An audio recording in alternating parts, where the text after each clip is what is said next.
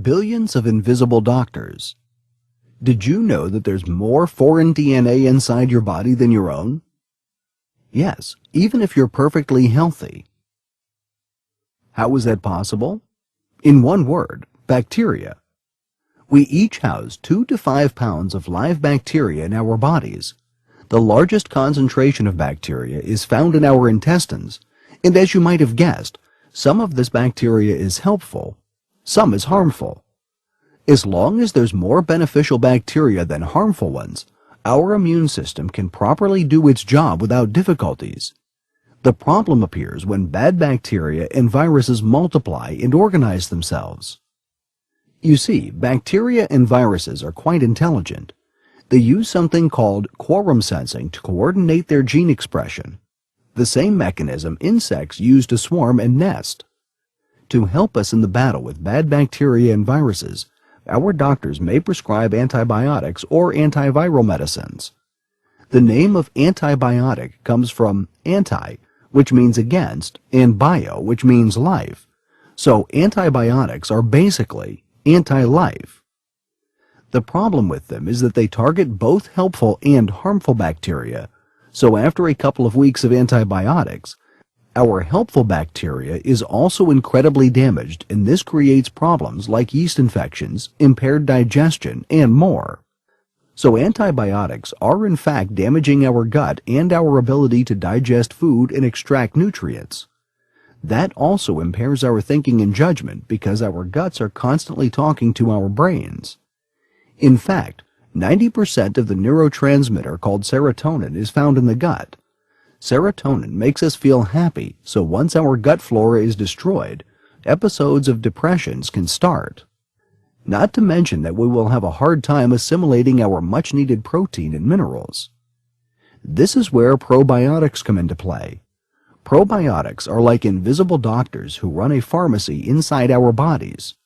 Probiotics help us digest our food better, fight yeast infections, produce B and K vitamins performing biological transmutation. They keep our digestive systems clean by improving digestion and elimination. They balance our hormones and they boost immunity by keeping unfriendly bacteria under control and acting as soldiers. The most important probiotic.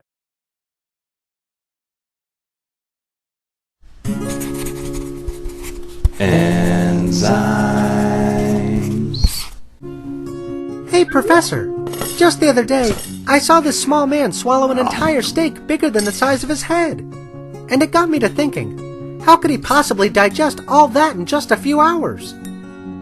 Well, the steak is first chewed in the mouth into bits and pieces that fall into the stomach. You might already know that the stomach contains a powerful acid that can dissolve even metals. But what you did not know is that this acid is not what ultimately breaks down the steak.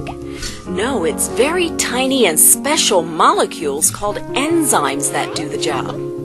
Strangely, these enzymes find the stomach acid a cozy place to work in. Whoa! It's like small piranhas finishing up a whale in a sea of acid. Imagine what I could do with that! Ooh. Huh?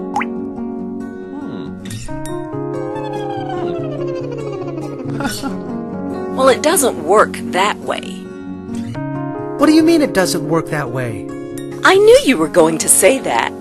To find out, you need to know what exactly enzymes are and how they work.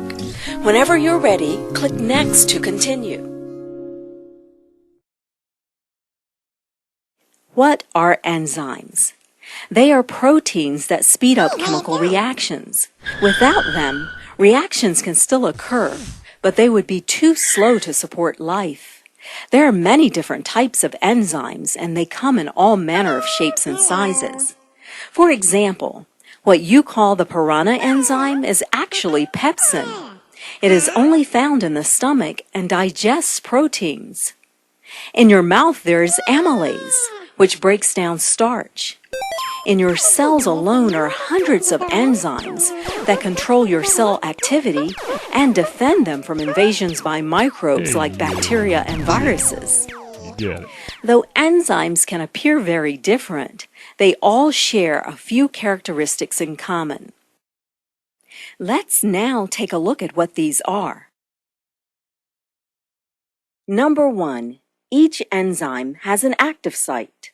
This is the groove in the enzyme where the molecules they act on, called substrates, are captured and made to undergo a reaction. The substrates are either broken apart or combined together to form products. For instance, starch found in the bread that you eat is digested to form simple sugars called glucose that is then absorbed into the body.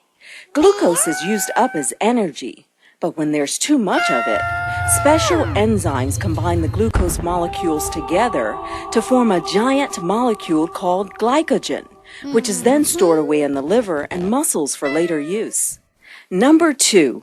Enzymes are very specific. Each enzyme can only bind to one type of substrate.